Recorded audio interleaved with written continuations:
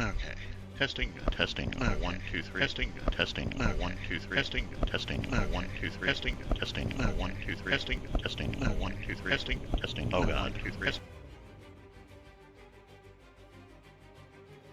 So, that was an interesting side effect. I'm going to see if I can do something about that.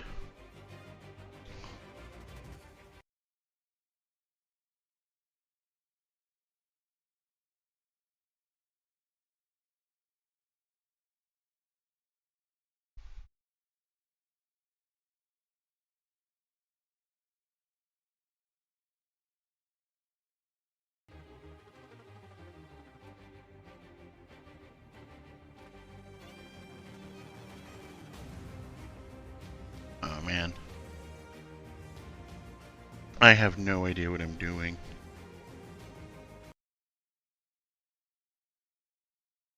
I maintain not having any idea what I'm doing.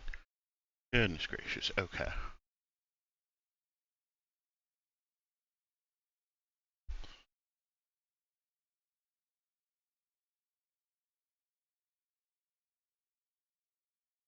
Let's see here. Gonna do some testing again. Yep, it was the audio capture. So if I capture my own audio, I create an infinite feedback loop. Hold.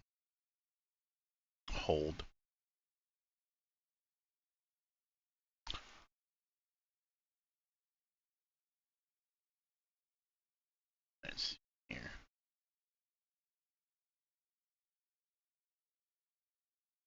That's not what I wanted. Goodbye. Goodbye. Now this is why we do prep.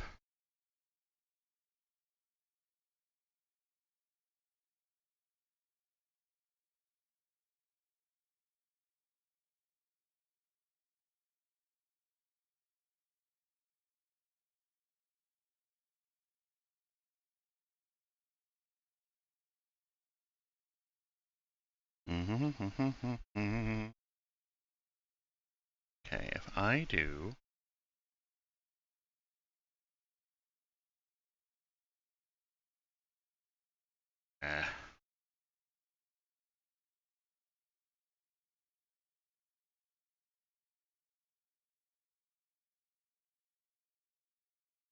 why? Okay. Windows capture 3.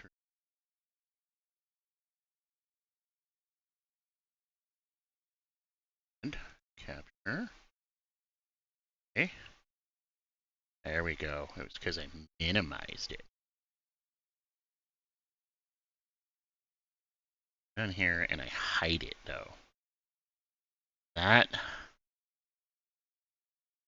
I could just do.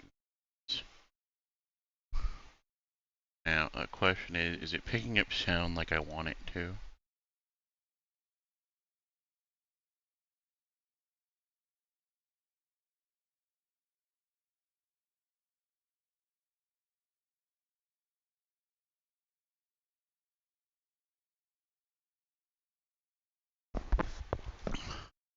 I'm not picking up any sound. Okay.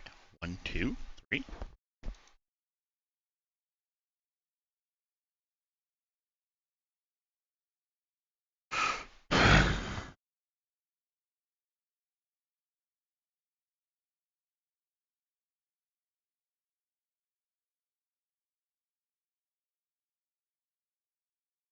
Okay.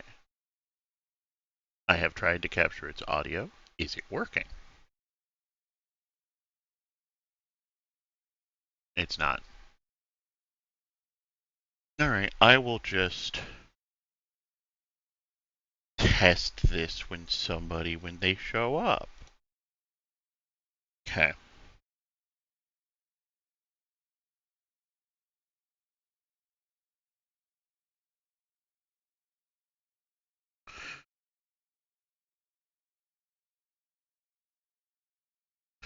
Okay.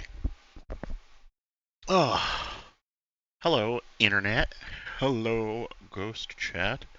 I'm fumbling about a bit here. I had meant to have more time in which to do things.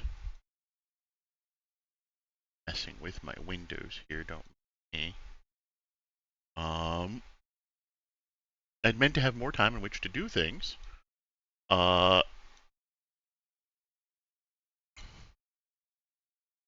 are you fighting me, window? There we go. There we go. No fighty the truth. Fighting me. How do I? That will have to do. Okay. So, where was I? Yes. Okay. Hello, Internet. Hello, Ghost Chat. I'm Mordred, and I'm facing the wrong direction. Let me see if I can fix that real quick. Oh, hello, J Doodle. You're just in time for me hopefully figuring out what I'm doing. That didn't appear to do anything. Discord reactive. Horizontal. Aha! And I am now facing the right direction. Stuffy? Yeah, I'm feeling fine. I am feeling great, actually. All things considered, I might be a little stuffy. One moment, I will blow my nose.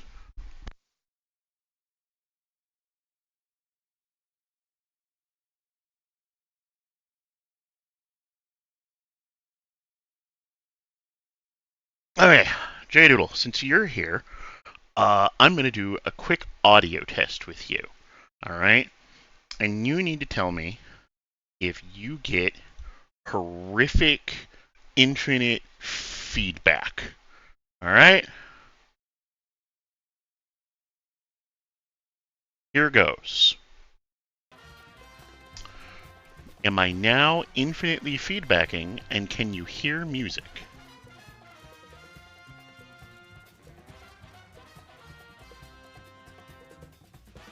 Waiting for stream delay. I hear music, no feedback. Okay, cool, excellent. So I encountered a little thing that I'm going to have to find a way around as I continue to grow and learn as a streamer, which was if I tried to play desktop audio and then listen to my own stream, right? I would then play my own stream on my stream, and that would do exactly what you think it would do, which would be no fun for anybody. But we've solved the puzzle. How is the volume of the music compared to the volume of the me?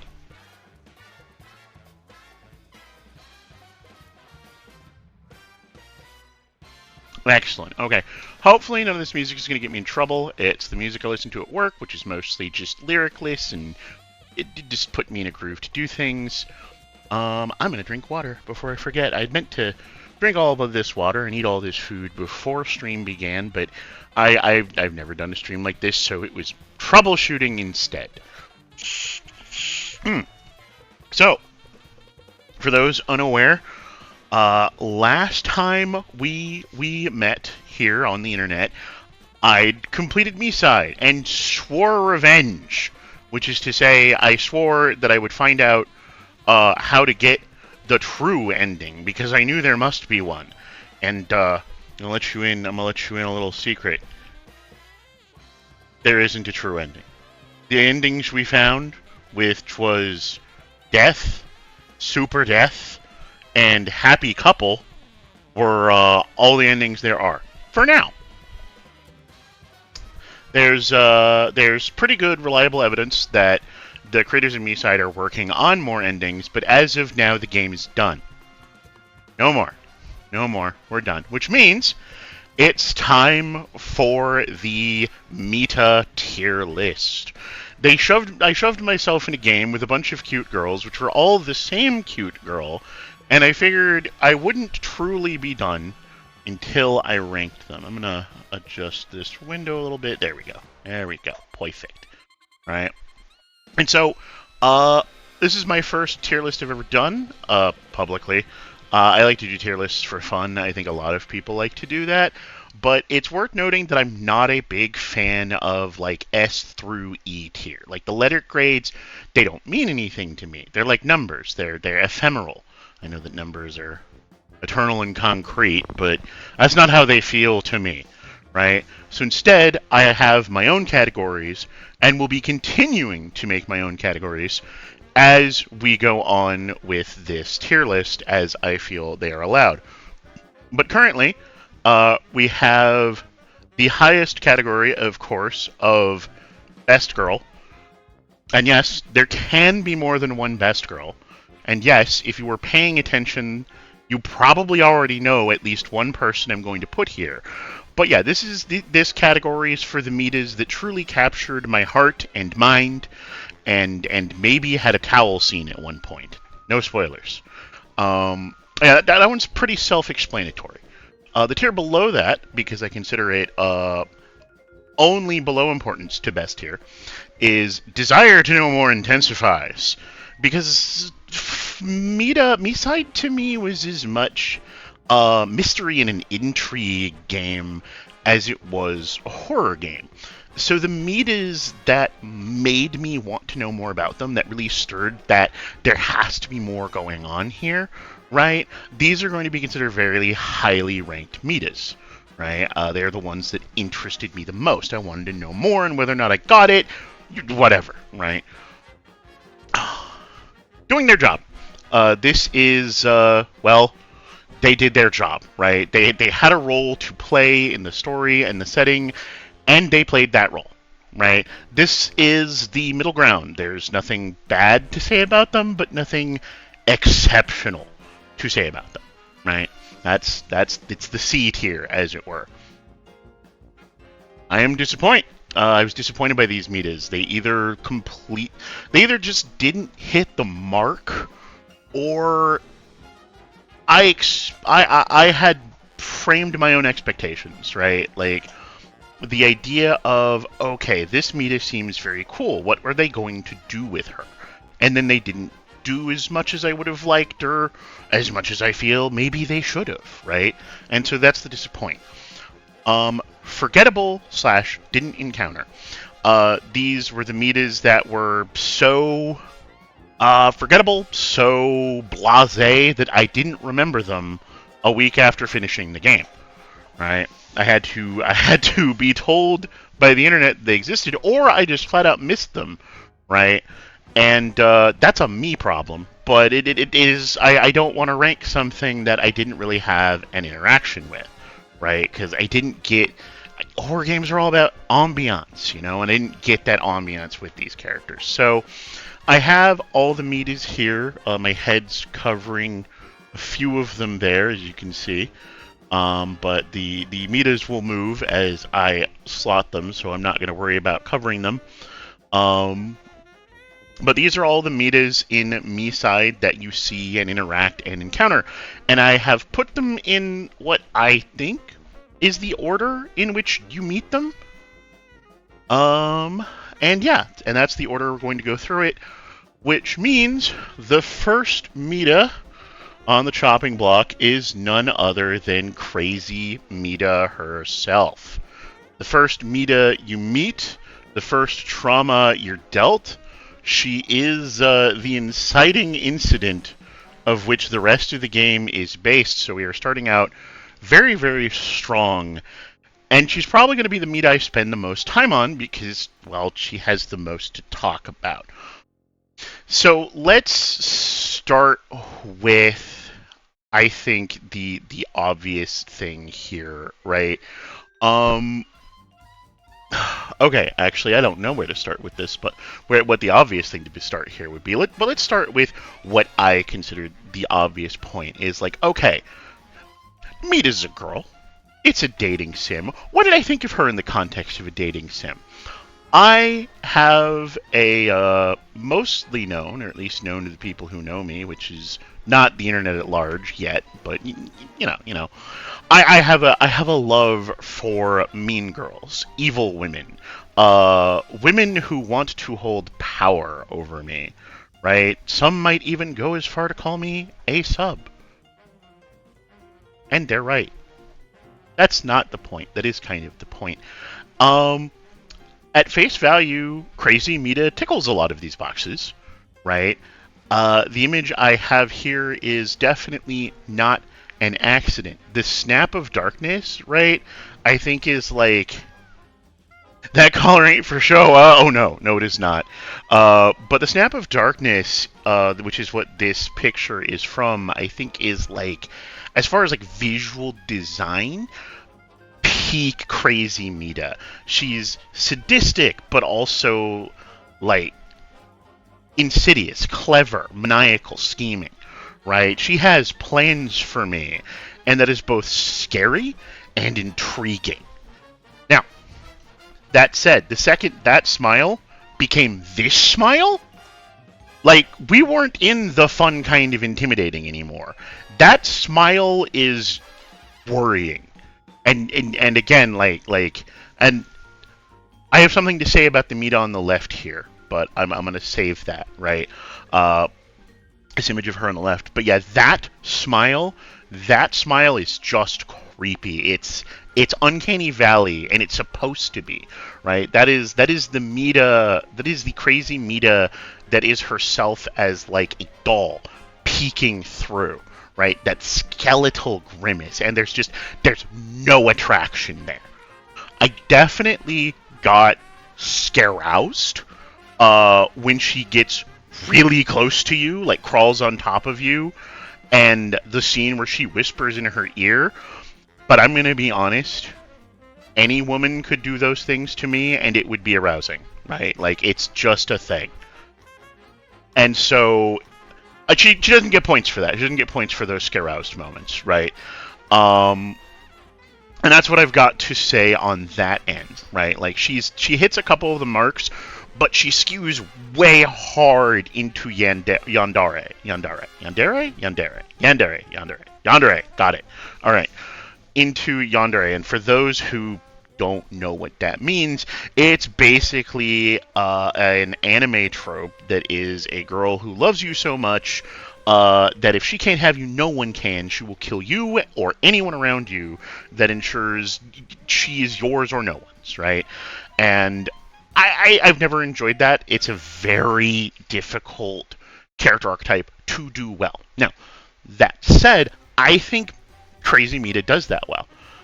Saying she is not my type is not saying she's not an excellent character. I think Crazy Miita is really well written, especially when you get the context of what she really is. She's one of the rejected doll Miitas that was forced into darkness, never got her own version, and was rejected, right?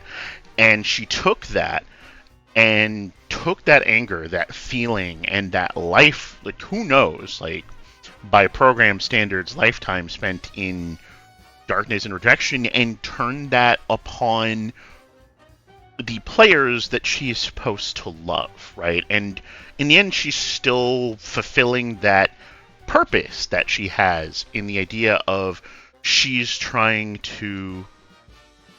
Oh, thank you, J-Doodle. Yeah, I will do that now that you've said it. Change my stream title to reflect that it's full of spoilers. Yes, I probably should have fronted with that. This is going to be spoilerific. One moment. I'm still new to this, and it will take me a little bit. Edit stream info. Okay.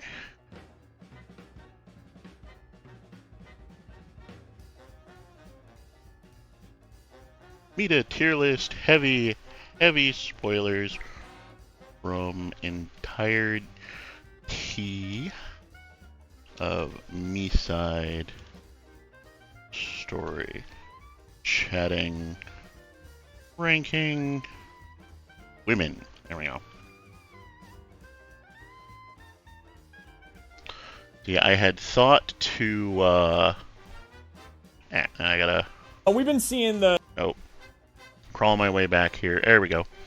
I had thought to change my, my stream title and my actual what I was doing But again, thank you, JDoodle, for being on top of that. Now I'm just getting my tabs back in order. I have failed to get my tabs back in order. No, that's because... There we go. And then chat. Alright. The machine is working. Alright.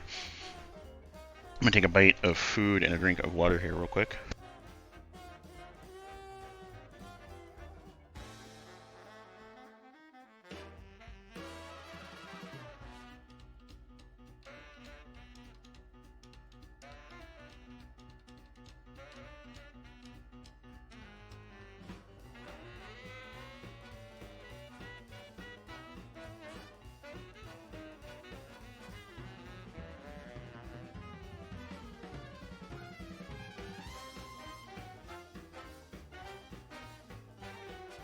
My dog is being very nosy, very interested in what I'm doing, what I'm eating, and who I'm talking to with such focus and dedication. I am the stream cat, knocking your carefully stacked plans onto the floor. Joke's on you, I don't carefully stack my plans. Those things were thrown into a pile. They were going to fall eventually. Alright, Kaladin, don't be fat. Lay down. Lay down. Get back in. Oh boy. I will get you a treat after stream, promise. Maybe during, if you're good. Alright. Alright, where was I? Right. Yeah, who she is, who she really is that bleeds through in that crazed, manic smile of hers. And like, it's still hard to find that attractive, especially because like I don't know, there's nothing terribly attractive about a chainsaw in the gut, right? That is playful violence gone a tad too far, right? And yeah, this is one of the moments that kind of got me going. But again, it could have been any Miita. It could have been anyone. One thing I did want to talk about, though, real quick, as far as, like, aesthetic design. So, crazy Miita in her base design, right? I'm not a big pigtails person, right? I think low pigtails are definitely, like, pretty okay, right? But high pigtails are not my thing, and pigtails in general, like, it's very difficult to do them right? And her design was very basic, but it was supposed to be so that it could get warped manically as the game and story went on. But I just want to point out... Oh, come on, roll. There we go. This design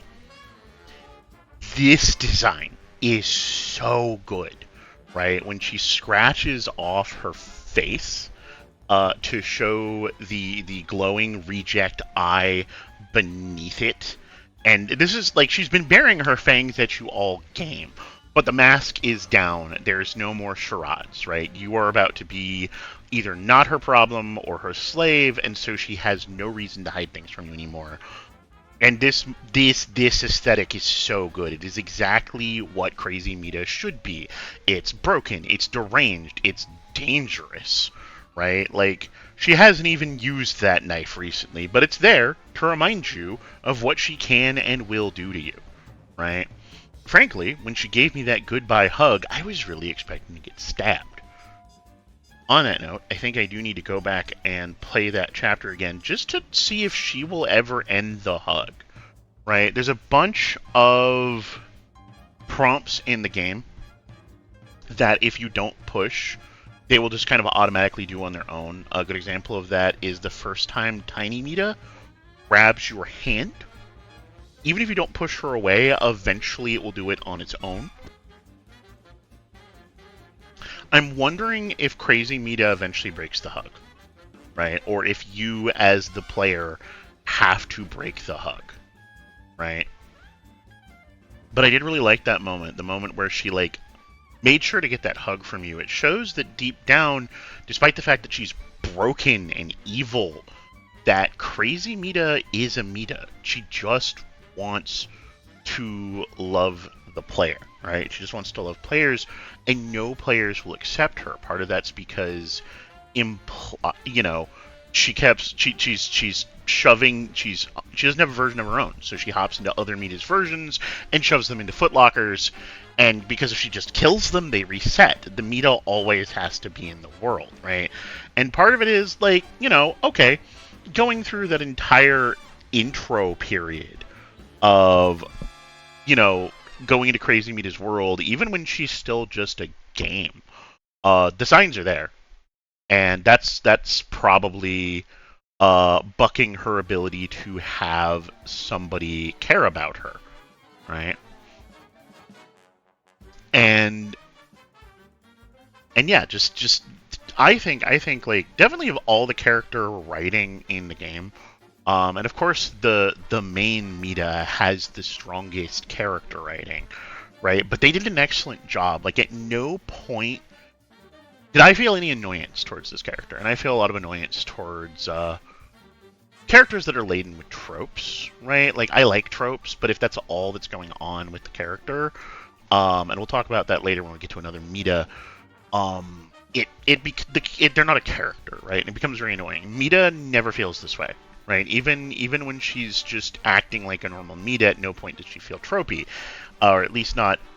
She's just a trope. There's always other things going on there.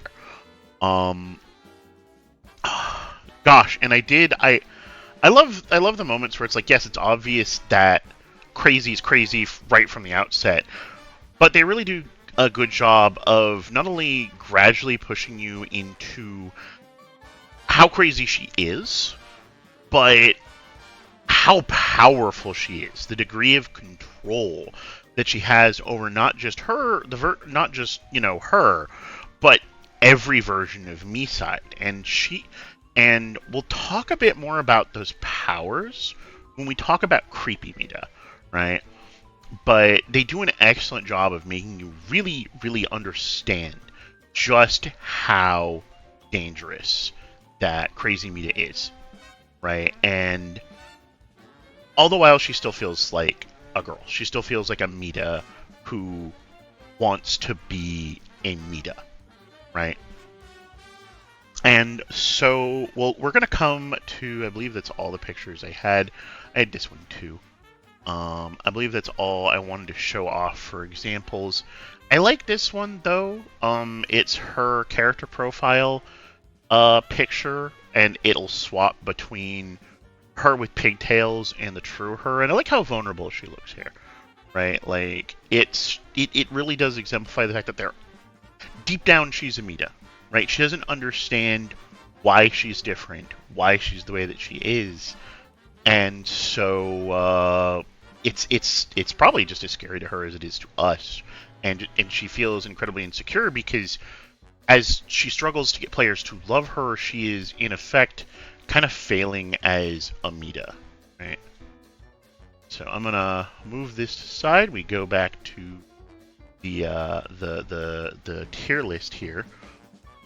So where do I rank Crazy Miita, right? I think I may already have to put in a new tier for this, right? Because, like, here's the thing. She's doing her job, right? She's definitely doing her job. But Crazy Miita has so many jobs that she does so well, right? Putting her in this category feels like a disservice, right? She definitely falls into Desire No More intensifies. Like, the entire time I'm playing Miiside, I want to know more. Copy and paste her picture into more than one area. That would be incredibly on brand for Crazy Miita, right? But yeah, the desire to know more is definitely there, right? It's very present throughout. I fixed it. Problem solved, I suppose. The desire to know more is there throughout the entirety of the game. I think the only bad thing I can say about that is that by the end of the game, you know most of it, right? We know maybe not the hows, but we know the whys, right? And we have a very good guess at the how, right? And Miita is a little too murdery to be best girl in my mind. Like, some good-natured violence between peers is one thing, but even with all the Miita's resetting, right? I can't put her in best girl because okay, I could forgive somebody for maybe murdering me on repeat. I did play Elden Ring and Lies of P and lots of Dark Souls-esque games, right? But it's the murdering of the other Miitas that is like some never forgive action right there. And the fact that like those Miitas develop different personalities, different attitudes, and then that's all gone. They're just reset to factory basic, and that's so sad. That's so unbelievably sad, and it makes for a good story, but it makes it very hard to forgive Miita. So Crazy Miita, at worst, goes into Desire to Know More Intensifies. I might add a tier between Best Girl and Want to Know More, depending on how the rest of the tier list goes. Let me clear off some the images of Crazy Miita here. Oh, I tell a lie. No memento. What the heck?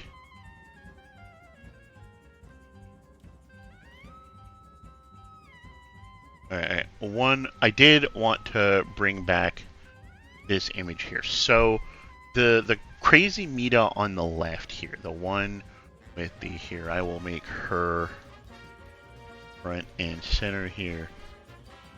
That Miita, that horrid, bloody grin, black void eyes, goop dripping from right? This is a horrifying image, but the reason I wanted to bring it up isn't really anything to do with tier ranking. You only see this version of her once, and it's when just after the Snap of Darkness, you have a brief jump scare with her coming at you with a knife, right?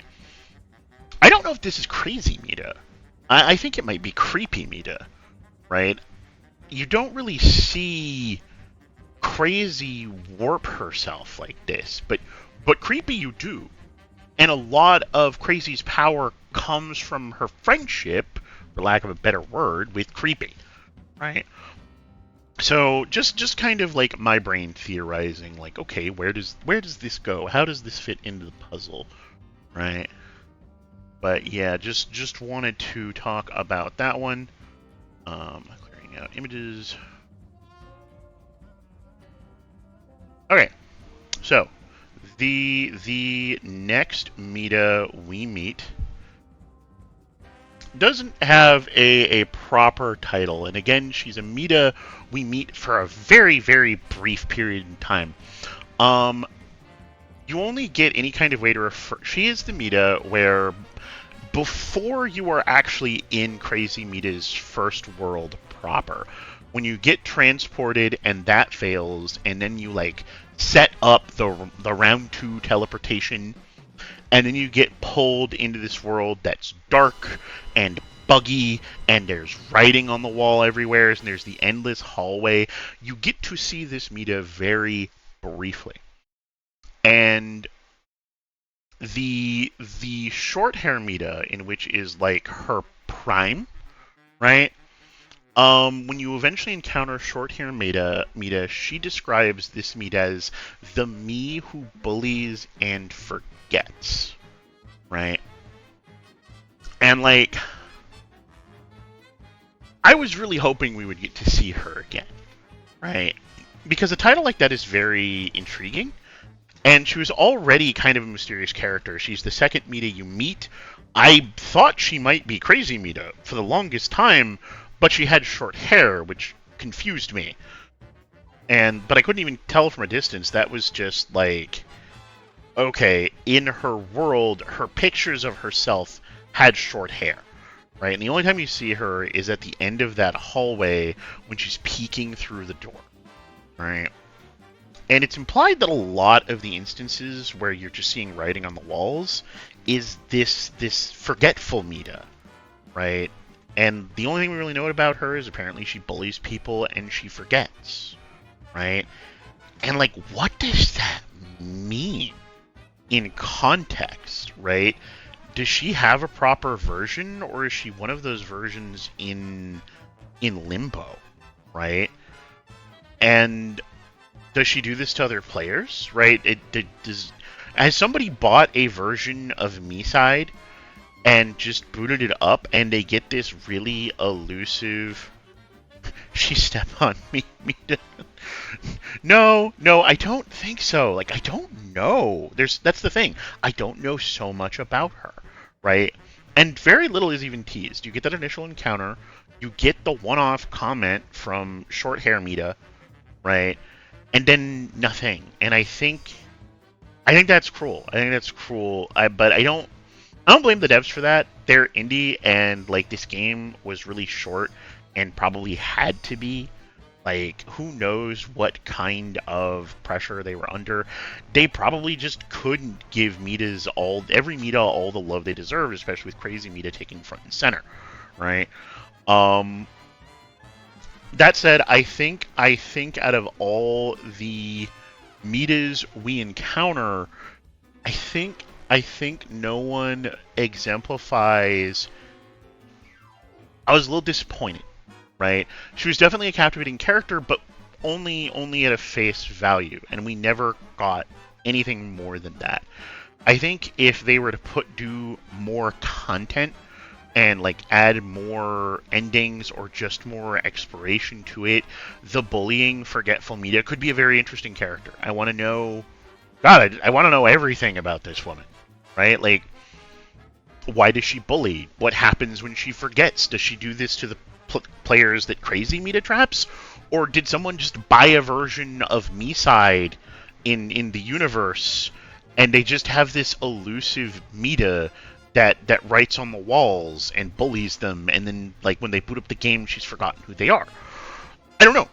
I think more than any Miita... Okay, not more than any Miita, but compared to a lot of, especially the standard Miitas, she has the most unanswered questions and the least screen time. Like she's so much potential, right? So much potential, and just none of it's done anything with. So, disappointed. Hope that changes someday, right? All right. Next on the chopping block, and I knew I was going to have to make a whole tier, if for no other reason, this character. Topless Miita. That is what I'm going to call her, because it's funny. So this Miita you encounter right after the Snap of Darkness, and as you go through, literally topless. As you go through that area, like, she just kind of appears and is very confusing, right? Because first of all, what? Second of all, were the creators of Miiside fans of Cow and Chicken? Anybody remember Cow and Chicken? Is that too dated a reference? The show wasn't even good. But I'll always remember how the parents were literally just the bottom half of their body. Anyway, right? But this Miita does help you. She leads you to where you find kind Miita, the key that lets you get into the basement to find kind Miita and progress the story. And that's it. That's the entirety you see this character, but I cannot help but find, like, the legless bumping into the topless bumping into walls Miita to be super charming, right? She's too dumb not to love, right? And so I think in between, let's see, doing their job, add row above. We're gonna put doing their best. She's doing her best. She really is. Let's see. Alright. Got this properly color-coded. Yeah, the topless Miita is just doing her best, and that is all we can ask from someone who is just legs. Right? Thank you for your service, topless Miita. All right. Next up is Kind Miita. Now, second only to Crazy Miita, Kind Miita is the most prevalent Miita throughout the entirety of the game. She might have the most dialogue of any Miita, like just by straight words said, right? And she's very much, I think, what the Miitas were supposed to be. Kind, caring towards the player, intelligent, but not in a way that is like overbearing or evil in the sense of Crazy Miita. Like Crazy Miita is crazy sharp, but that's not a good thing.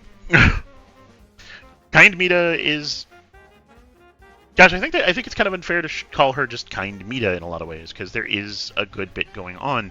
I would call her Thoughtful Miita. She often spends time, let's see here, muttering to herself, right? She's definitely the Miita who takes the time to think things through more than any of the other Miitas in the series, and she mutters. And yeah, maybe it's because I watched My Hero Academia, but I think that muttering habit is kind of cute, right? Also, like, just the objectively better hairstyle than pigtails. I'm not going to take critique on that opinion. Smart, but not Machiavellian. Yes, not Machiavellian.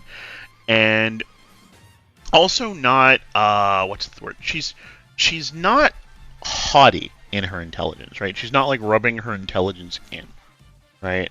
Which is a lot of traits that sometimes intelligent characters have in stories and games, right? But as anyone who like watched my entirety of Miiside playthrough going through, you'll know that I didn't trust Kind Miita, right? There was a period of time when I thought Kind Miita was just Crazy Miita jerking us around.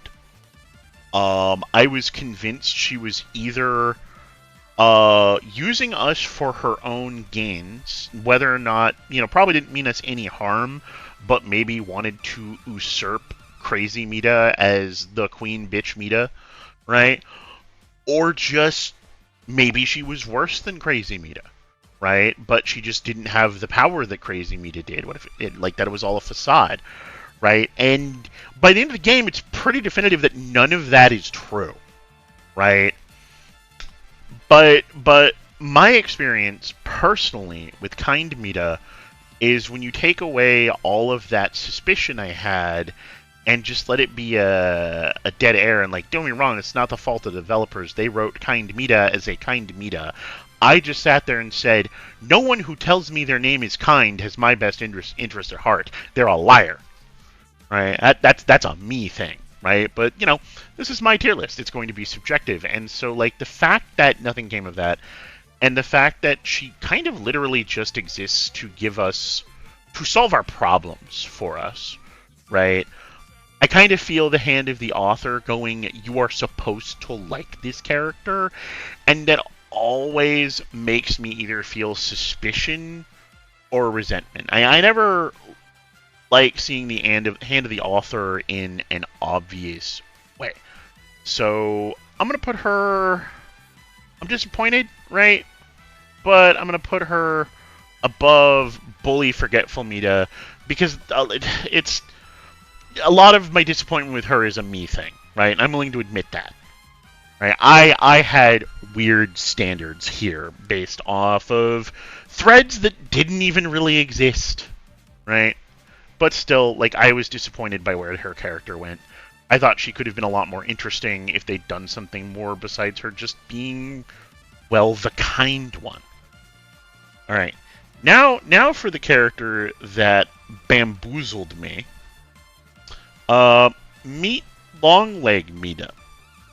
She is a Miita that exists. I never encountered her. She's in that, like, endless hallway before you meet up with Kind Miita. And apparently, I think if you go right long enough, you'll encounter her. And she doesn't say anything. She just kind of walks through a door and you can follow her, but she's not there. And that's the extent of this character. Incredibly minor Miita, but she was a Miita that exists. And despite the fact that I am curious, like, if there's more on this character and her design is, like, objectively funny, right?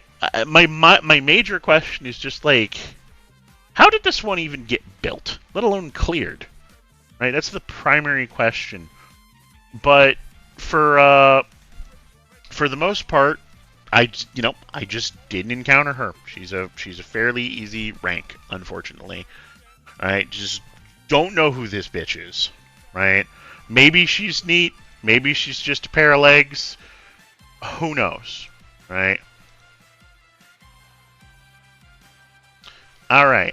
Now, this next Miita is definitely somebody's best girl. Right? Cool Miita, or as she and I prefer to call her, Cappy. Cappy is...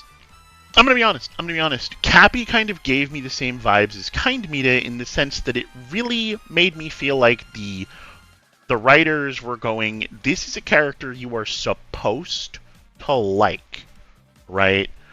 And that immediately puts me on the back foot. The difference is, Cappy had so much energy and good vibes, right?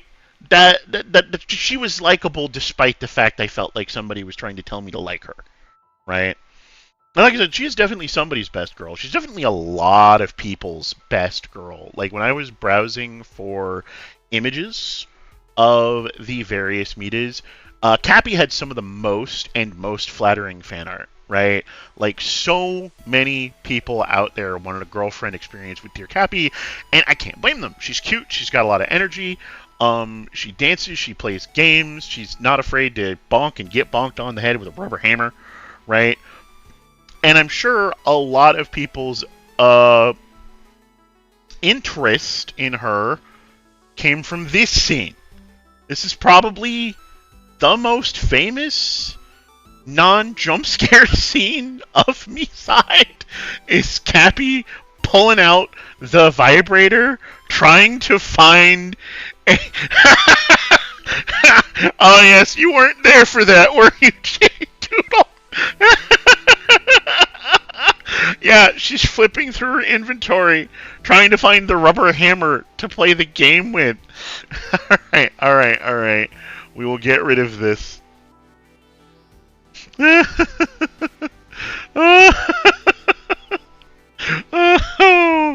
Oh, it wasn't anything explicit. It's fine. I've seen a dozen streamers with that on, like, Twitch and YouTube. It's fine, right? But yeah, like, that scene is probably the most famous non-jump scare scene in all of Miiside, because it's funny, it's shocking, it's kind of a jump scare, right? If we're being honest, it is kind of a jump scare, just not, I'm not screaming, I'm just in shock, right? But yeah, she's happy, she's bouncy. If anything, I'm a little disappointed we didn't get to see her pre Miita murder. J-Doodle, I am screaming. Well, I'm hope some of that scream is in joy, not just shock, because it is funny, right? But I would have liked to get a little bit of Cappy pre-murder reset. Some attachment to her, who she was when she was more developed, because supposedly she was a bit of an engineer. A lot of the plan to get the player to escape hinged on Cappy's assistance. And it says something about Cappy that Crazy Miita saw her as a threat. Like, she went and offed Cappy in the time it took, for however long Kind Miita was captured. Somewhere in that gap of Kind Miita last seeing Cappy, dear sweet Cappy got the chainsaw, right? But, like, you can't feel any sorrow about that because you didn't know her, right? She does do a good job of getting to know you. She's the Miita. She's one of 3 Miitas you get to spend the most, like, quality time with, right? And she's fun. She's just fun to be around, right? Gosh, though, I'm so neutral about her, though. Part of it is still that, like, I know that they want me to like her. Part of it is, Just like I know that she's popular, but you know what? I should ignore that and rank like how I feel about Cappy, right? And gosh, I can't hate Cappy. I kind of want to hate Cappy. I can't hate Cappy. When I was like making these roles in which to rank the Miitas, I was fairly certain that the doing their job category was basically going to be Cappy's home. I thought I was going to put Kind Miita there too, but I was a bit more opinionated about Kind Miita than I thought. And Cappy's just, well, like I said, she's hard to hate, right? So Cappy, I think that. Oops, I grabbed the wrong window. Here we go. So Cappy gets to join Topless Miita in doing their best. She is definitely doing their best. I think she's another character where in a world where there was more time for developers to give content, right? We would have gotten some more and more satisfying scenes with Cappy, and that would have been great, right? Like, again, I would love to have a better emotional attachment to Cappy, right? So that her losing her memories and just kind of being a Miita, right, could have that much more impact. But I'm a fan of sad stories. I'm a fan of the gut punch, right? That's probably apparent to anybody who's watched me go through, like, literally any of the games I've played on this channel. Real quick, I am going to take a small break. I have to use the little Mordred's room, and should probably just chug a bunch of water before I start lisping. Anyway, be back.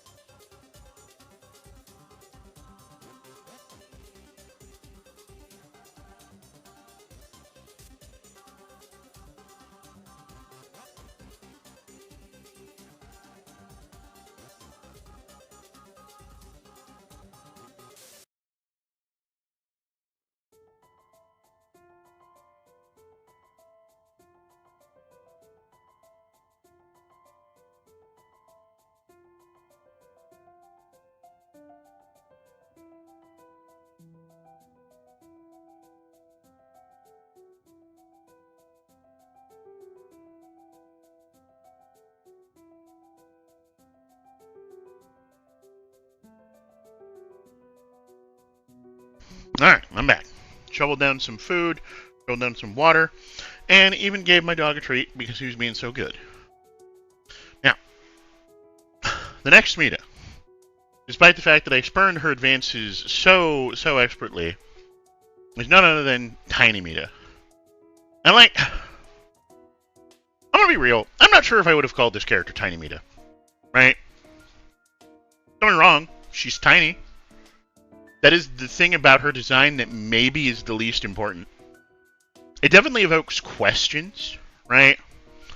Like, gosh, actually, she evokes so many questions, right? Like, alright. Yes, she's so sad, and we'll get into her just how sad, right? So, after you hang out with Cappy and Kind Miita, hello, Cal. Yes, I gave you treats. Anyway, after you hang out with Cappy and Kind Miita, you go into an endless hallway where you meet Tiny Miita. Tiny Miita then tries to get you to stay there and play with her, and then with her help, you escape a horrible monster, right? And like, where to begin? There's so much to say about Tiny Miita. Let's start with Tiny, right? My predominant question here is like, I know why Tiny Miita is here in a metatextual sense, right? This is a horror game. Creepy little girl dolls, basically tradition in horror, right? As soon as I picked up a game where I knew there was going to be multiple versions of a young woman, I knew there was going to be a little girl, right? How could they pass that up, right?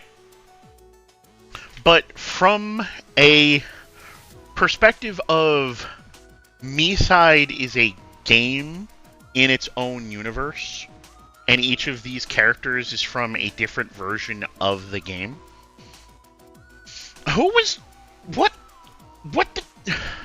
Maybe I don't want to know why they were making little girl Miitas. At least one. Like, maybe she was a reject, right? Maybe they made a version of Miiside that was take care of a little girl instead of date an adult woman, right? I don't know. It's weird, though, right? Now let's talk about the rest of her. Alright. My first instinct looking at Tiny Miita here was like, okay, is this girl gonna creepily help me out, or is she some kind of eldritch monstrosity, right? Thankfully, she was the former, right? But you can see why I drew those conclusions. And I've got so many questions here, right? But I think I can draw a couple conclusions. One of these things makes a lot of sense, and I don't like it, right? She's missing an arm. And when you look at her skin, you can see cuts on her limbs. That evening dress / nightgown looking outfit creating so many questions. I am concerned. Yeah. There's a lot of reason to be concerned, but like, she's got those like incisions, and they look like, okay, this girl is a rag doll, right? And that's the kind of inseam you see on a ragdoll.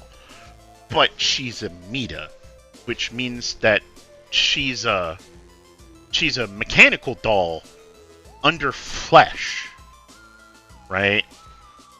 And there's only two conclusions I can draw from this, and frankly, I don't like either. Conclusion number one, Crazy Miita makes a habit of chopping this girl up and then sewing her back together. Conclusion number two, this girl, and I think, actually, the more I think about this is the more reasonable conclusion with the information we get about Crazy Miita. This Miita, Tiny Miita, is a rejected doll. And because we knew that Crazy Miita was literally wearing the skins of other Miitas, I think Tiny Miita here, she did maybe a favor, right? And also tested to see if she could, right? But Tiny Miita here is wearing a patchwork suit of skin from dead Miitas, right? That I think is the most likely explanation for her, right? It would also explain her dark eyes, her being tiny, and the strange scar horn thing on the left side of her face. Right? I think she's a reject Miita, and I think Crazy Miita may have even taken her in.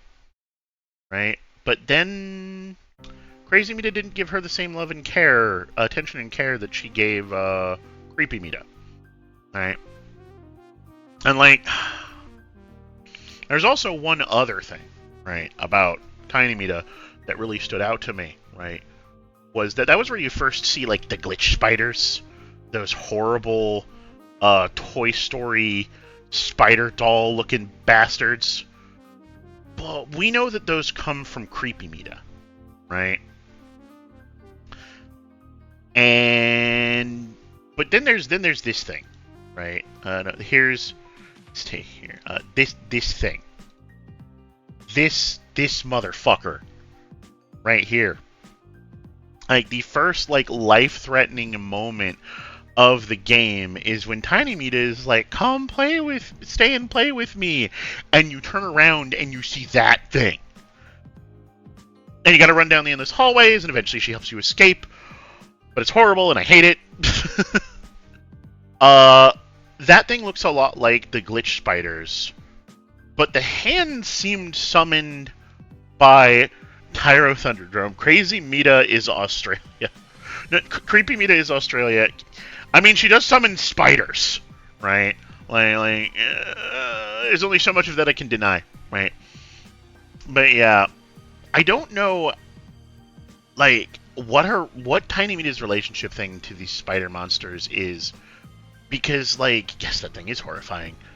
Because, like, she wasn't at all threatened or in danger by this terrible beastie, right? But part of me wants to say she didn't even know it was there, because she just kept asking you to stay and hang out with her. So either she didn't know it was there, or she was trying to use that to coax you to stay. That doesn't make terrible amount of sense here, right? But at the end of the day, right, this little Miita broke my heart, and the more I thought about her, the worse it got. Right? Like, again, there's some tragedy here, and I can only guess to what. Poor, dear, sweet, innocent Tiny Miita. Again, when I was looking at pictures here, I did have to go through a lot of fan art of Tiny Miita, but most of it was like people wanting to rescue her, people wanting to take her out of this bad situation and save her, and I find that so heartwarming. Right? Just thank you, Internet, for not being a bunch of pedophiles for once in your life. We must protect Tiny Miita. Do I want to know what really happened to Tiny Miita? Sure. Did you just look it up in the time it took me to rant about her? Alright, lay it on me.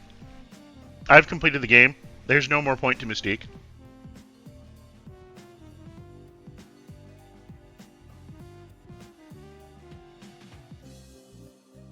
Boop, boop, boop, boop, boo. Wow, Crazy Miita attacked her because of her excessive cuteness. So, with my theorizing, I did try to give Crazy Miita some credit. But yeah, this is just Crazy Miita being crazy, and that makes, like, either way, Tiny Miita is a tragic, tiny figure, right?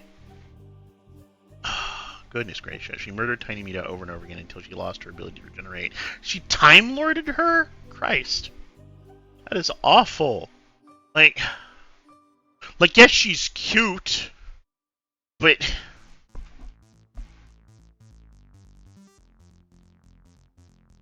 Gosh, I almost want to bump down Crazy Miita a peg for that. But no, that just kind of serves to Crazy Miita's role.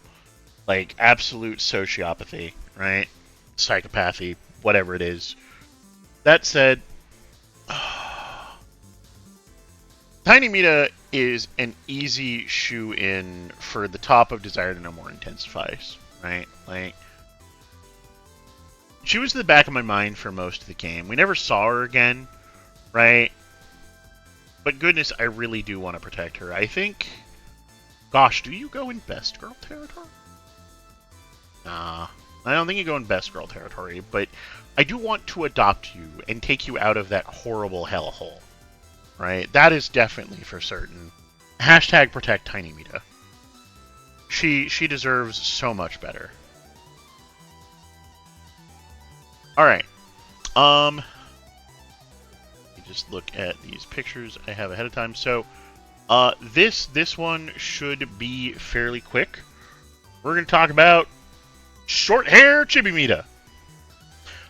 One of 3 chibis that you get any kind of interaction with in the game. And we do learn, and gosh, this evokes so many questions, right? And it's not addressed. But yeah, we do learn that the Tiny Miitas are literally like clones of the normal Miitas. Like, Kind Miita showed us that she could just kind of summon them at will, right?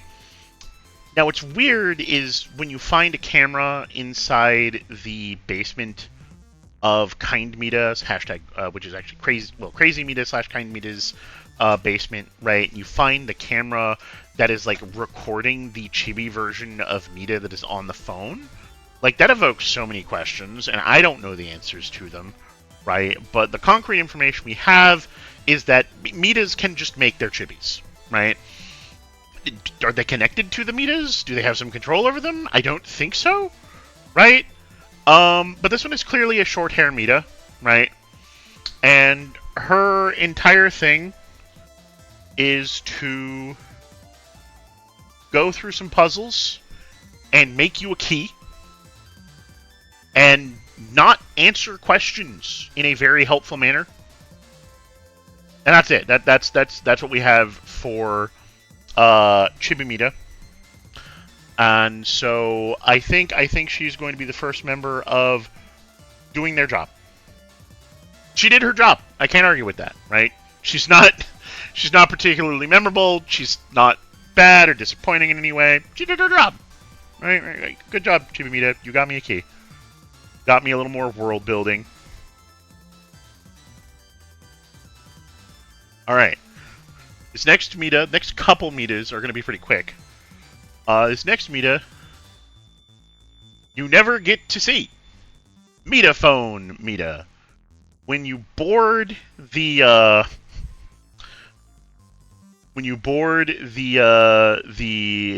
trolley, she talks to you over the megaphone. In fact, I think I might actually be misremembering. Like, she was listed in the wiki as a Miita, as Miita phone. But I think I remember her saying that she was another player? I'm not sure. But the point is, this is a very easy rank for me. She only existed to tell you about the trolley, right? And the minigame that followed, and just, like, I had to be reminded that Miita existed. Right? I did. She's there. She might not even be a Miita. I can't recall. Doesn't matter. Next up is the railway Miita, right? Miita on the railway, another chibi. She, when the railway comes, she just kind of walks off, stares at you as she walks by, and leaves. But the important thing about this chibi is that she's got Crazy Miita's hairstyle. But we know that Crazy Miita's hairstyle is not Crazy Miita's hairstyle. Crazy Miita actually has a... Well, actually, Crazy Miita has a hairstyle more similar to the previous chibi, right? Like, it's short hair, but it's implied that she might not even have her real hairs. And in fact, it's implied, I think, I can guess, educatedly, that, not quite. This little one only has 1 hair clip. Crazy Miita has 2 clips. That might be details missing in the chibi, right? But not the point, right? The point is, I don't even know if Crazy Miita can make her own chibis, right? It's implied every Miita can do that, but can the rejects, right? Part of the reason Crazy Miita can do all the things she can do is because she's not part of the system, in a way. Like, she's outside it, right? And so, like... You also get to see the Twin Tail Chibi as like an Easter egg with Mila's content, right? Where she's just in that place where the action figure is, and she'll do a little twirl and then vanish. I'm still not certain whether or not those action figures were used to spy on you. I had so many, like, hyper paranoid theories about things, and, like, this Chibi Miita being a twin tail Miita was like, maybe she's spying on me. But she just kind of seemed to be going about her business, right? Like, but yeah, she's definitely, like, she's above Miita, but, like, she's forgettable. Like just not interesting, right? Not interesting, not even really doing their job. She was just there to be there. Alright. Alright, and organizing images again. Yep.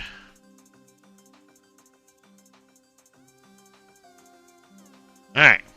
Ta-da! Short hair Miita. Maybe she's the last remnant of the Miita whose skin Crazy stole. We do see several Miitas with that hairstyle, at least one of which is on this. We do see a couple Miitas with that hairstyle, I guess, not several. But at least one of which is on this list. You can see her down here. She's giant Miita, right? But it's hard to say. Like, the implication is that Twin Tail Miita is the most recent version. We don't see any other Twin Tails, whereas we see multiple, ta-da, short hair Miitas.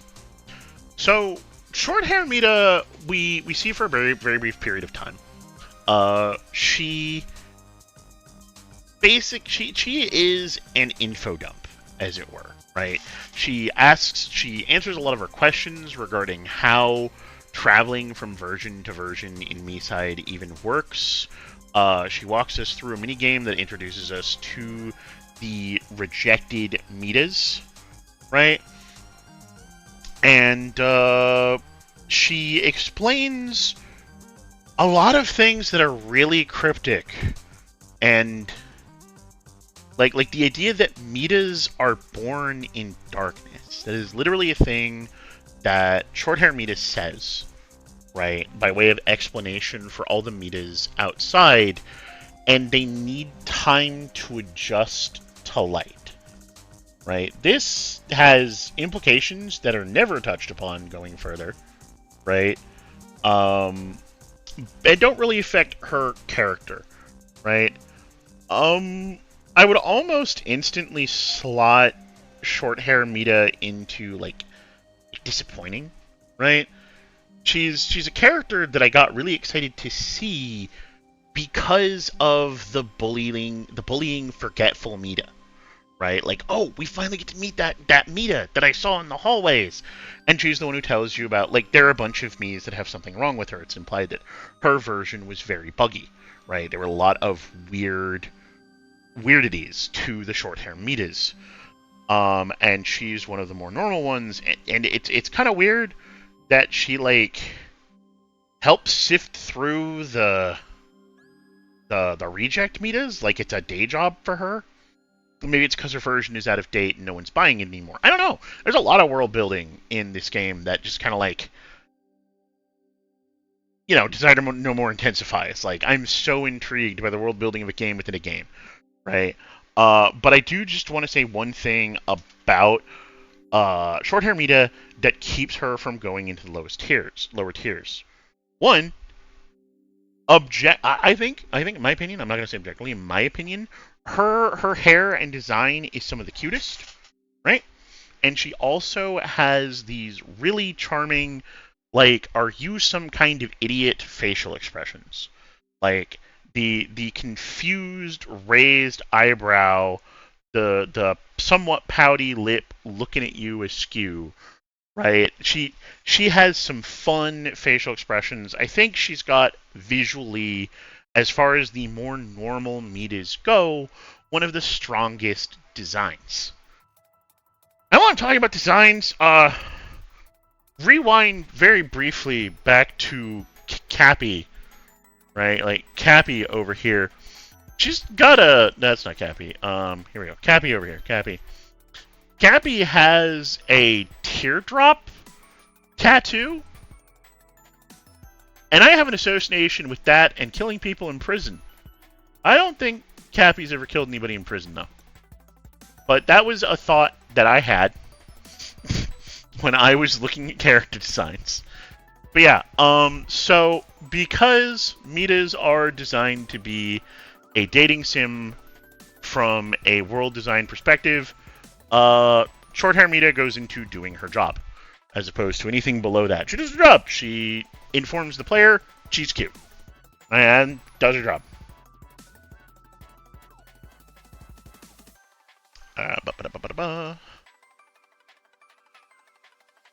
Okay, so now we start to get to the weirder Miitas. Ta-da! The rejected Miitas. Now, these things at first glance look like fucking crash dummies, and part of that is the black and yellow circle on the side of their head, right?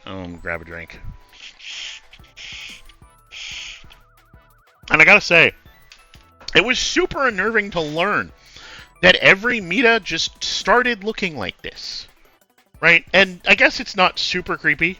Underneath all our skin and muscle and stuff, we're just spooky, scary skeletons and shivers down your spine, right?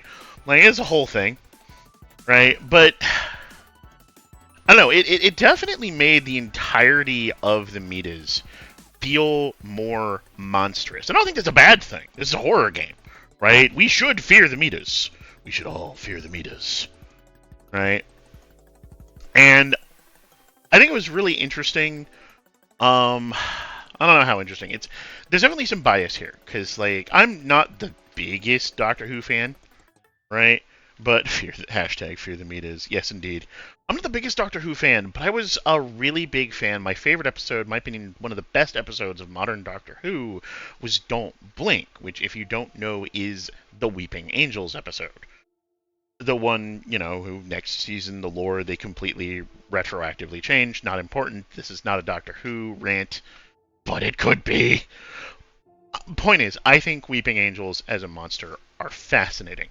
I think as a game mechanic, they have become a fad, right? Because I have seen a number of different, especially horror games, pull out the Weeping Angel mechanic, and I keep throwing around that term like everyone knows it. When I say Weeping Angel, I mean that they're monsters that move really fast and kill you, but if you look at them, they cannot move. That is the bare bones of a Weeping Angel. And when you go into the basement and have to run through all the rejects, that is the primary mechanic, is the doll Miitas cannot move while you're looking at them, so they're Weeping Angels. I think Miiside in general doesn't marry itself to game mechanics, and I think that is maybe to its strength.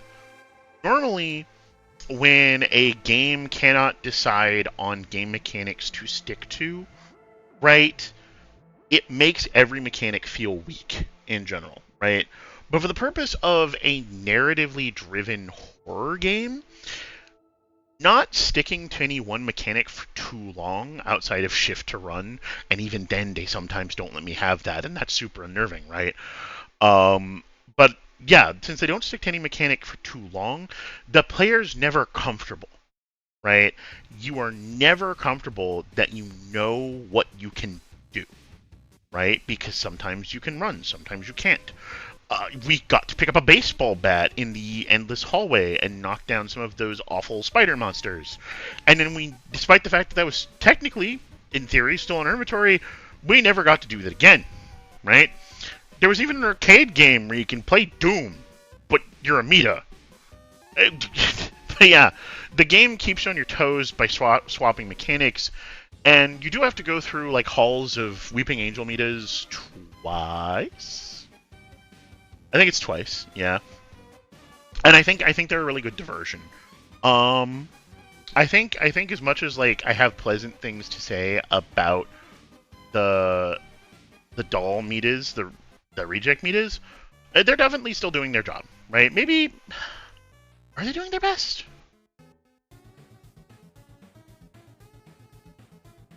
Their job. I'm gonna put them in doing their job for now.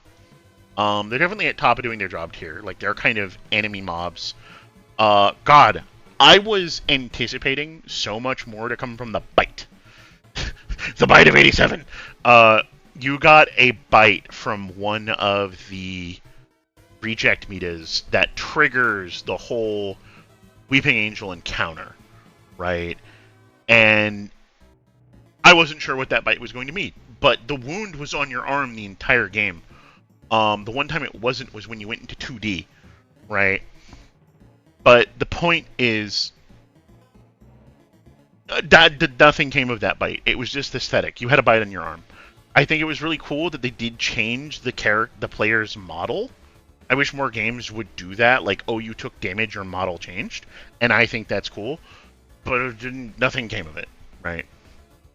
Anyway, moving on. The next Miita is another Miita we didn't encounter for very long, but she is a very important Miita to the storytelling, and that is Ghostly Miita. When you first encounter Ghostly Miita, she is just kind of this black silhouette. She's indistinct. She's talking in a very distanced way. And when you help her find out, like, reassemble who she is, she doesn't have a face, right? Now, I think it's pretty obvious, now that I've played through the entirety of the game, why Ghostly Miita doesn't have a face. And it's because Crazy Miita is currently wearing that face, right? I think this is the current face Snatch E, right? And it's interesting that Miita was able to snatch that face without killing her, because then she should reset. And I think she might even mention that Miita took her face, right? But I didn't know what that really amounted to at the time. That said, I think Ghostly Miita definitely falls into during her job category, right? Like, she's sad, and I definitely do have a soft spot for sad, right?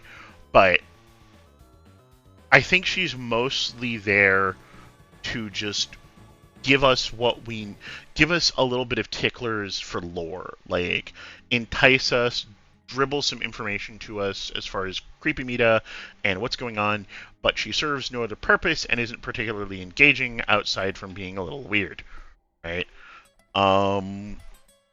Gosh, I think she deserves more than what I'm giving her, but the game didn't give it to her, right? Like, she's definitely in the category of, like, maybe we get more from Ghostly Miita going forward. Now, next up, Sleepy Miita. Sleepy Miita is maybe the Miita with the least dialogue of all the Miitas that have speaking lines, right? She doesn't say a lot. She asks for coffee, she mumbles, she grumbles, and, like, I almost want to say I was disappointed by this Miita, right? Because, like, they set her up. You know about Sleeping Miita before you encounter her. You know that all she does is sleep, right? And that she has a version all to herself. There is only, I want to say it was 1.99, but do not quote me, numbers have no permanence in my brain. Version 1 point something, right? But she's the only instance of that Miita. Every other version has multiple instances, but her version is unique. There is only one. And instantly I have dozens of questions. What do you mean there's only one? Why? Was it because she was sleeping? Why is she sleeping? No one can wake her up? How does she live? I mean, I get that she's a computer program and she doesn't need to eat, but, like, what? Right? And so I have all these questions regarding Sleeping Miita. And none of them are answered. Literally not a single one. There is so much intrigue to Sleeping Miita, and it's all just dangling threads. And that's so much of this game, and I get that that's kind of part of the function of some mystery and horror, is that the negative design space is so that your brain can go crazy, and it's clearly working, right? And I almost want to hold that against Miita, against Sleeping Miita, except for, like, one very, very important instance. She's so cute. Like, she cuddles her little egg plushie. If you try and shake her to wake her up, she just kind of tosses and turns and never lets go of that little egg plushie, right? And like her hair, she woke up like this. She's gorgeous, right? Like, this is literally hashtag just woke up like this, but really, constantly, all the time, like, competing for the most beautiful Miita, I think, is Sleeping Miita. And, like, maybe I'm a bit of a bastard, right? But a girl who is, like, tired and mumbly and, like, just 5 more minutes. Give me some coffee, right? Like a little bit of whiny, right? It's cute. It is adorable, right? It makes me want to poke them and annoy them more. It's a whole thing. Yeah, and also somewhat relatable. You do manage to wake her, which is supposed to be impossible, which gave me more questions, and none of them were answered, but again, right? And she just flat out tells you that, listen, either leave me alone or get me a cup of coffee, right? I'm like, I feel you, girl. I feel you. And like, she's funny. Like she's got some visual humor going on. You have to lead her to where you need to go. And if you get too far away from her, she will literally fall on her face and fall asleep. It's great, right? Like, she definitely she kind of falls into a similar category as Cappy, in that she's not Cappy, but Topless Miita. She's too dumb not to love, right? And on top of that, proof that developers know exactly what they're doing. She does the cami stretch, like the cami cheesecake bent forward TNA. This is a bad picture, but I couldn't find a better one. The cami stretch, right? The cami meme stretch. The only thing they could have done to make it more obvious was then have her flop down into Jacko pose, right? Like, they had made the most angelic beauty in this game, and they were throwing it in our faces and giving it a nap, right? Unfortunately, like a lot of the characters, like a lot of the Miitas, she's just, at the end of the day, she is a lot of dangling threads. But I think between being, like, funny and really interesting, she definitely goes into Desire No More Intensifies, maybe even doing their best, but no, Sleeping Miita is not doing her best. Definitely Desire to No More Intensifies, right? Like, I'm not sure where I'd put her. Probably, like, this. Because, like, on the one hand, Crazy Miita initially is very much, like, Queen of Desire to No More, but we learn most of that, right? And while Sleeping Miita is gorgeous and has so much to learn, it is more dire that I learn things about Tiny Miita because I want to save her, right? And so that's where I think I will put Sleeping Miita, unless I change my mind. I intend to revisit this once I've completed it. One moment, going through and getting some images ready. I'm actually going to take a bite of food.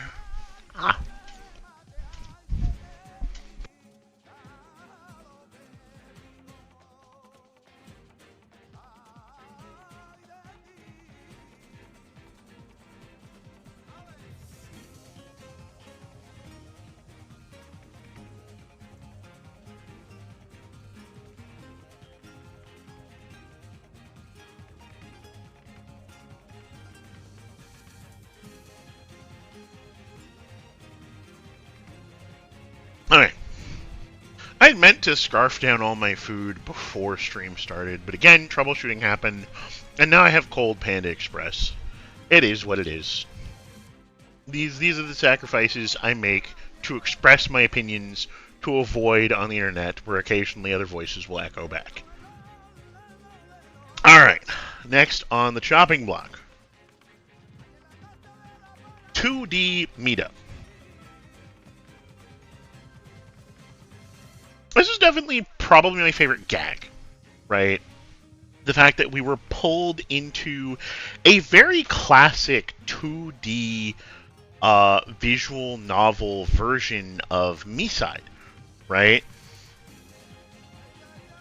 And that is where the positive things I have to say about 2D Miita end. I'm sorry. I'm sorry, girl.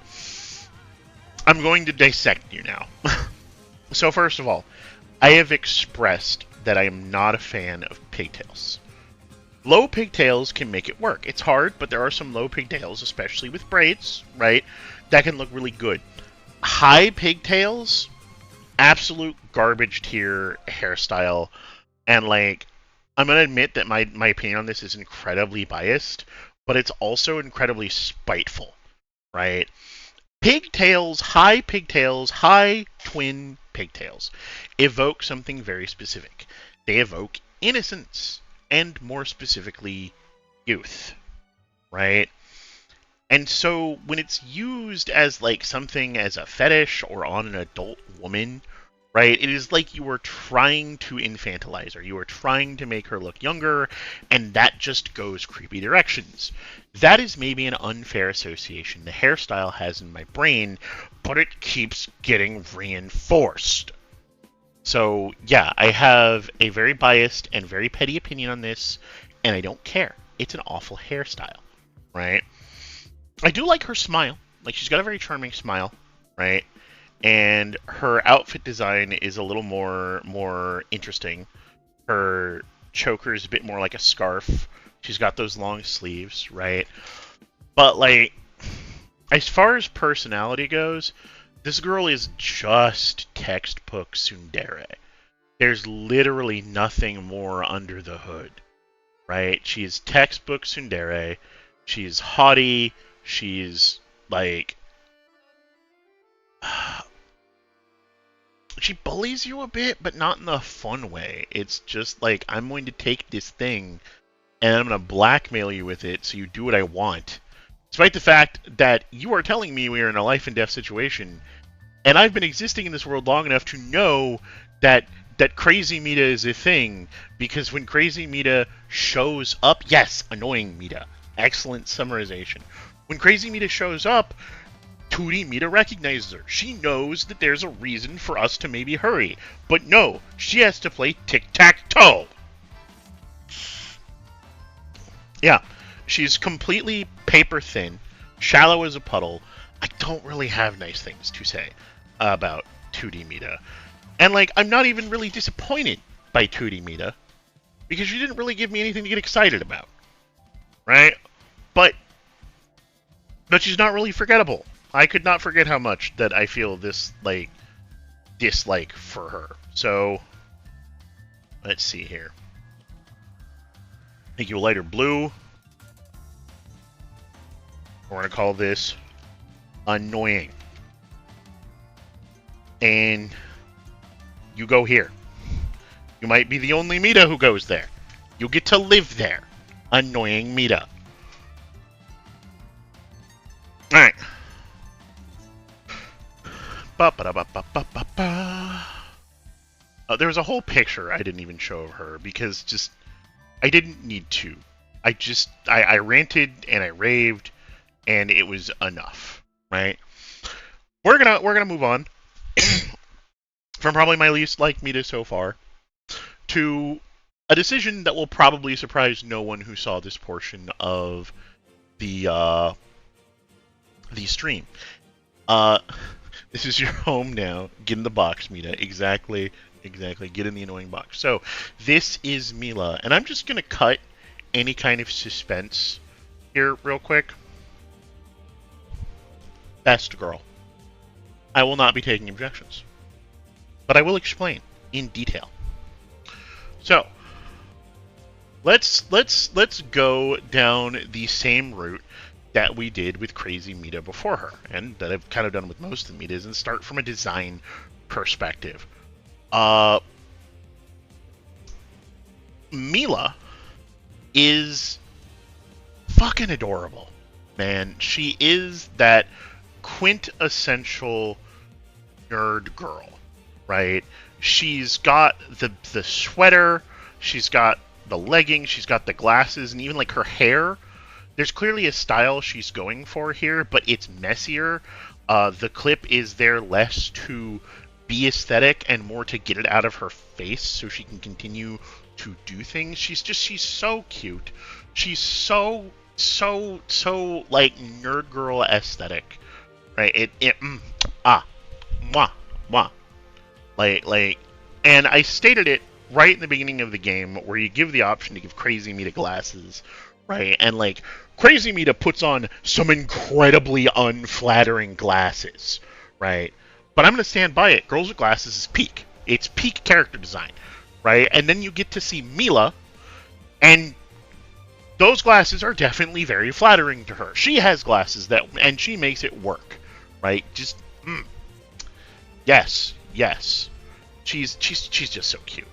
It's hard to say other words. Like, I'm looking at her and she's under this desk for some fucking reason, because that's where she reads books, is under a table.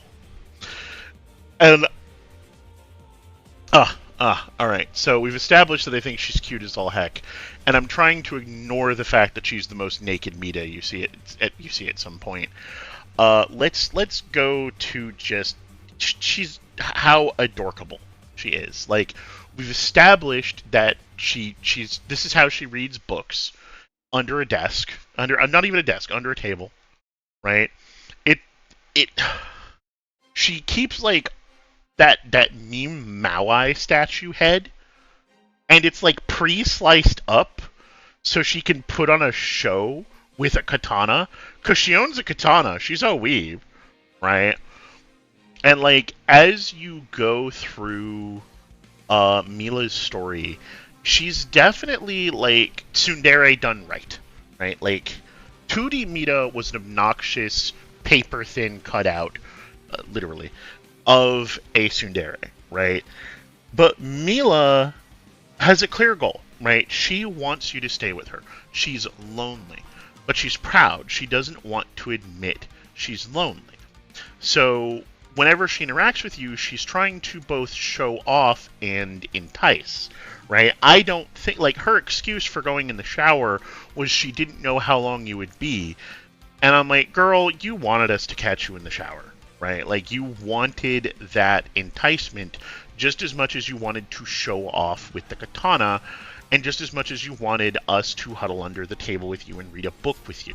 And by the way, there's maybe nothing more enticing that a girl can say to me than, do you want to read a book with me? Right? It's so cozy. It's so I don't even know if romantic's the right word, but it's a thing, right? I am a lover of stories. I am a lover of, like, close intimacy and sharing storytelling, right? Mila just hits all my buttons like a goddamn checklist. If only she was taller and had some muscle definition, we'd be really in business here, right? But as far as, like, using the Miita skeleton goes, Mila's just hitting all those buttons. And then as we learn more about her, oh my god, she's sad too, right? Like, I've talked about how I have a weakness for sadness, a weakness for sad stories, for sad girls, right?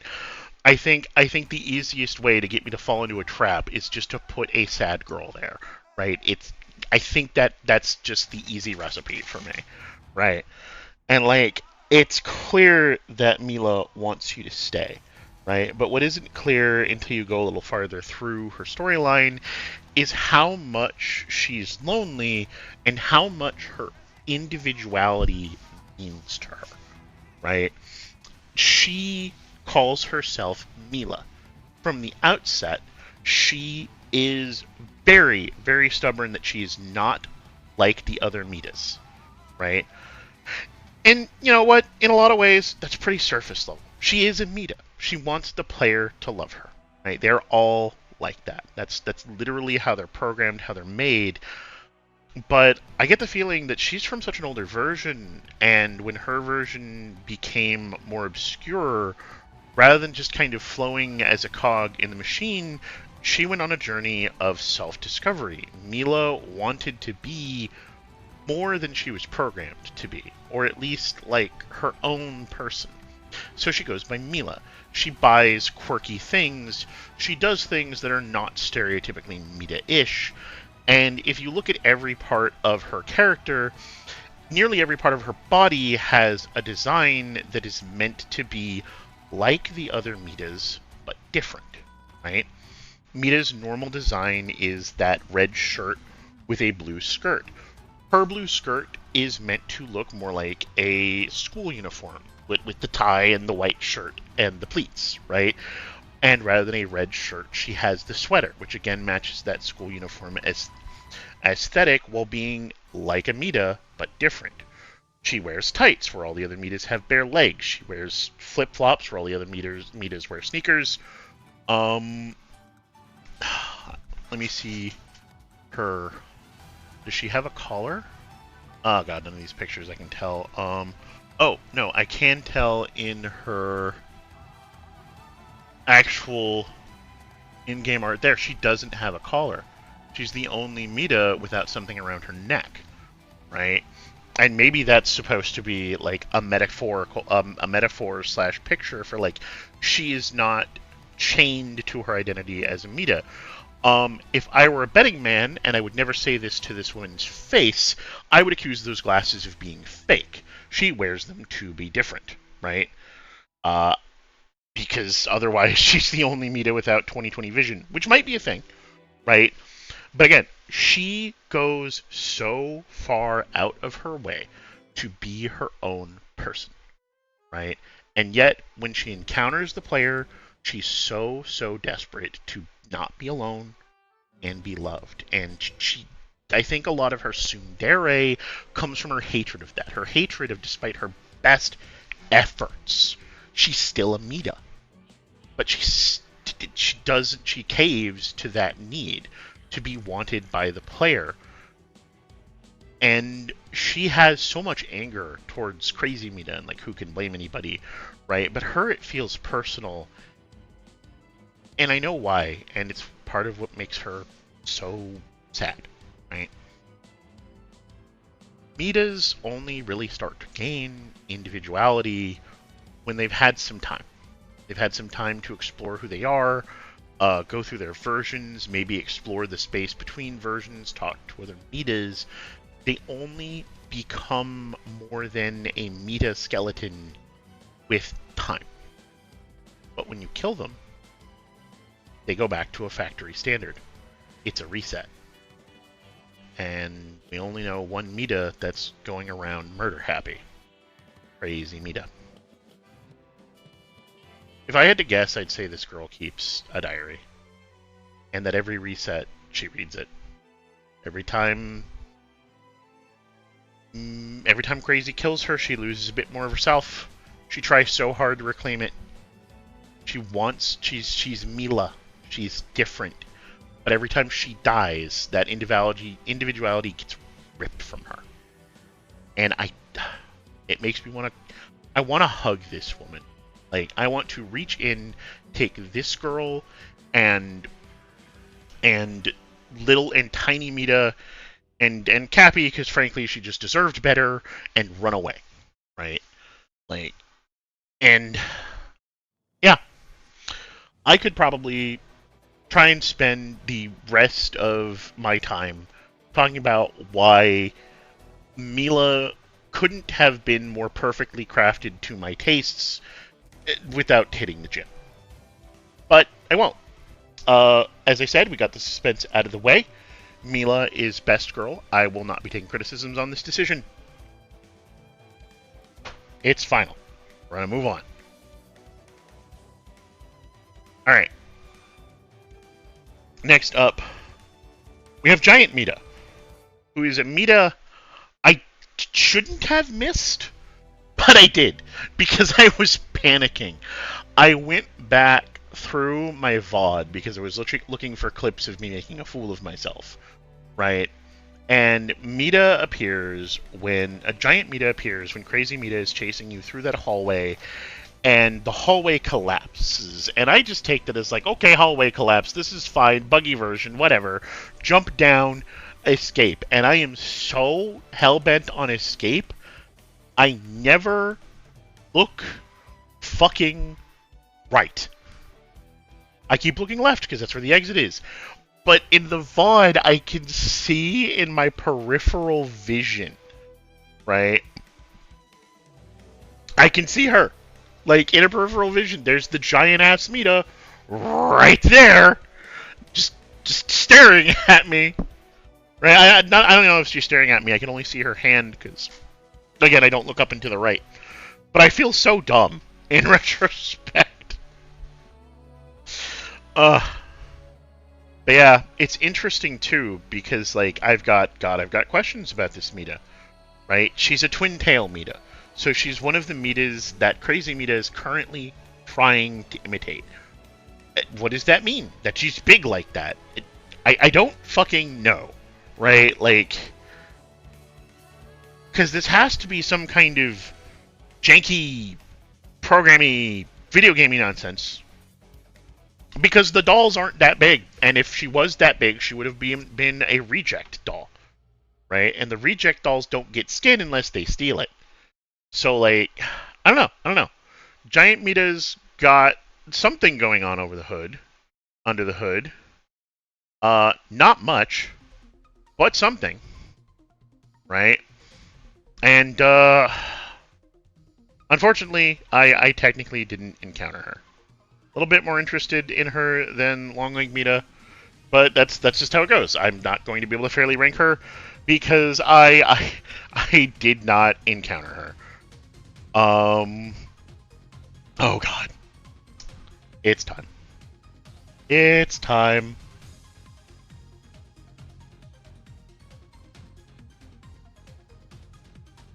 It's time to talk about Creepy Miita. Hello, Creepy Miita. Oh god. Fuck. God. Encountering Creepy Miita was traumatic. I look at this picture, and like, I can hear her fucking teeth chattering. Oh my god. So,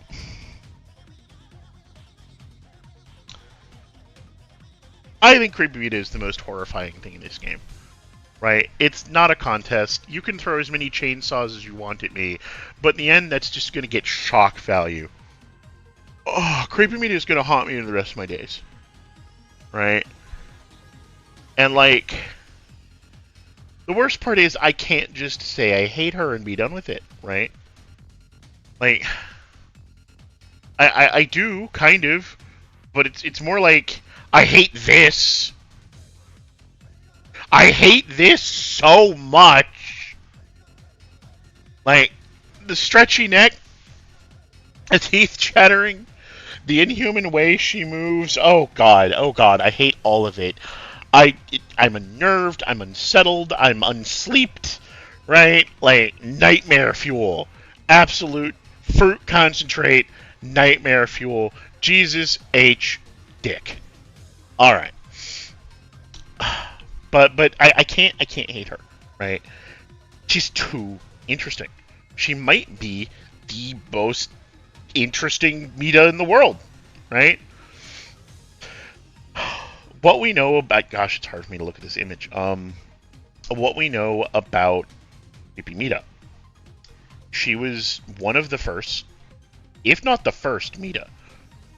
And she's full of glitches. In fact, it's canon that those awful spider things are glitches made by her, right? Not voluntarily.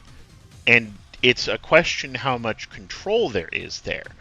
But so many glitches originate from Creepy Miita, right? And she's powerful, right? It's shown that she is powerful. She is as dangerous, if not more dangerous, than Crazy Miita, right? She can teleport. She can spawn those weird-ass good spiders. She's not afraid to murder you with a knife. Probably just as strong as Crazy Miita. I don't know why Crazy Miita is so strong. But yeah. And it's implied very heavily that Crazy is able to do what she does because she is the only person who has befriended Creepy. right? She's befriended Creepy to the point where Creepy even calls her my Miita, right? She's the only person who will give Creepy Miita the time of day. Or maybe she's intentionally, she's done the horrible, awful, evil thing of, like, intentionally isolating Creepy, making sure Creepy thinks that Crazy is the only person who cares about her, so that Creepy will be completely devoted to her, right? And it absolutely works, right? But I think like in an extended version of this game, the way to take down Crazy would be to help Creepy. And I might hate every moment of that, but I think it's the right thing to do. And Crazy makes a lot of good points. Like, Creepy is not that different from a reject Miita, right? She didn't choose to have anything wrong with her. In fact, she was kind of the skeleton in which all the other Miitas were based, and yet she's grotesque, hated, reviled. If a player were to see her in their version, they would break it, burn it, and then try and return it. That would not work, but it is the order of operations that would happen, right? That is what I would do, anyway. Jesus Christ. I really, really don't like that. But yeah, so... Damn, where do I put you, Creepy? Because, like... I don't... Like, I hate her. I hate staring at her. I hate how creepy and unnerving she is. She instills terror in me in ways that Crazy could only hope to, right? And so she's definitely doing her job. I cannot put her anywhere below doing her job. I would definitely say she's doing her best, right? In fact, that might be her home, because, like, she's scaring the ever-loving fuck out of me, right? That's horror game, She's doing a great fucking job, even as a little tiny still image, right? Like, oh god, I have PTSD of Creepy Miita, right? I think I have to put her in Desire No More, actually, because, like, there's a lot I want to know about Creepy Miita. I think the secrets of this entire game are unlocked via Creepy Miita. So much we could learn just from learning more about Creepy Miita, but that would require interacting with Creepy for an extended period of time. And hugga. Oh god, I need to take a drink. Like, Jesus H. Christ. I hate her so much. But, like, platonically. I hate Creepy Miita platonically. It's not a personal thing. It's casual. We hate each other over coffee. Christ. Okay. I'm literally rattled. Jeez. Okay. Let's go to a palette cleanser of sorts. And close all these godforsaken images.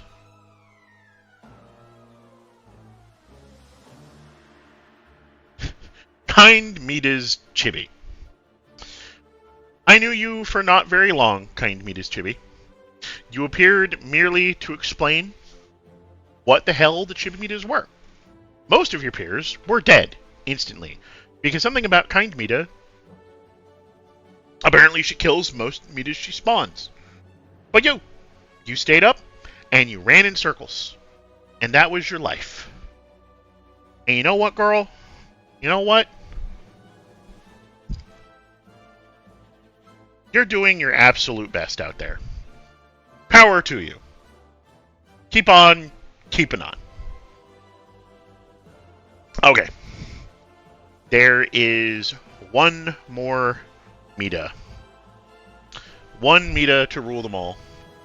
One Miita to bind them. One Miita to keep them all. And in the darkness, throw me with one hand like I'm a sack puppet. Core Miita. I'm just going to say it right now. She has the absolute coolest design in this entire game. Right? Like holy shit. this girl's whole look and aesthetic is so freaking sick, right? Like, just she has no speaking lines, right? She has no speaking lines.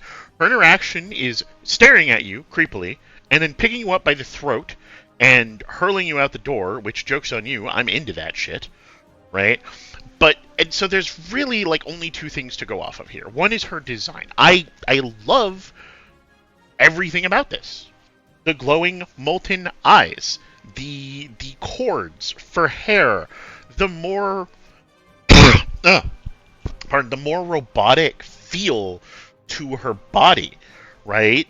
And like I could not find a good image to showcase it. Even the fact that like she had heels, but the heels were just another part of her body. I love it when design does that, right? When they make like when monster girls are like, okay, this girl say has a heel, oh, but that's not a heel. That's actually part of her cloven hoof because she's a succubus or whatever, right?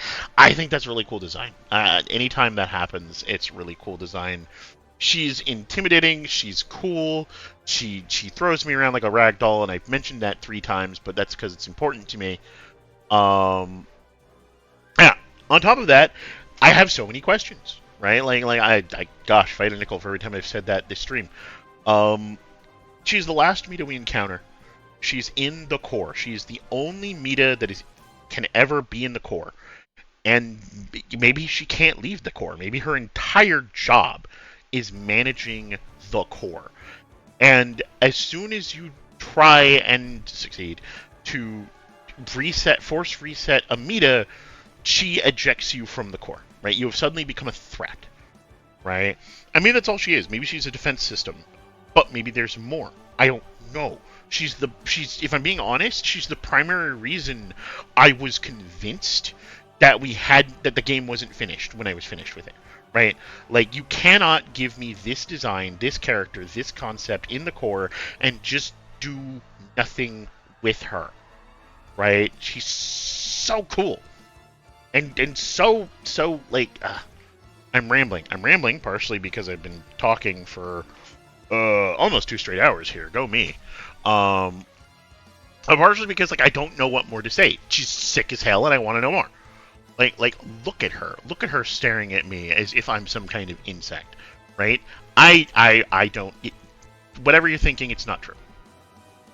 But yeah. So, core Miita.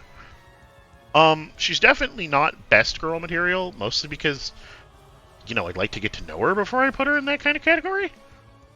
But God, I want to know more. Absolute top of want to know more tier, right?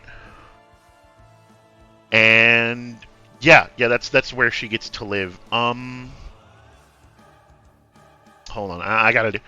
So we're gonna clean up here, real quick. Let's see here. We're gonna do something like this, and then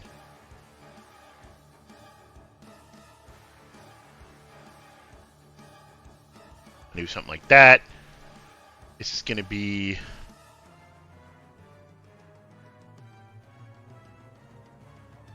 I will adopt her.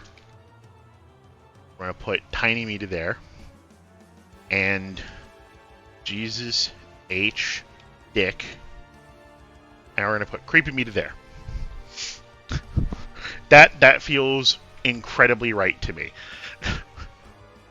Maybe the placement of Creepy Miita is a bit unfair, but like if anything, it's testament to just how much I am creeped out and unnerved by her that I want her nowhere near Best Girl. Like as far away from Best Girl as I can. She's so fucking creepy. Right? Jesus H. Christ, Dick, Manchester. Are there any other classifications? Desired no more intensifies. They're doing their best. They're doing their job. Disappointed. Annoying. Yeah. No, I think I'm satisfied with gonna put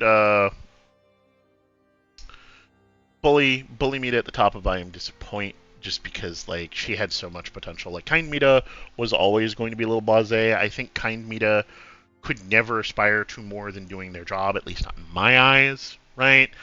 Um, but Bully Miita had such potential, and I really want to know more, right? Like, but she can't go up to really want to know more because I can't put her above doing their best. I just can't, right? Um, da da da da da. Doing their job's probably like the hardest tier for me to rank, just because like I don't know, they're doing their job. I can go something like this. Yeah, it's probably anything else I would just be dissimilating, right? Like Ghostly Miita still has a lot of potential. Short Hair Miita is still really cute. These things, they're just trash mobs, right? But they're still more interesting than Tiny Miita over here.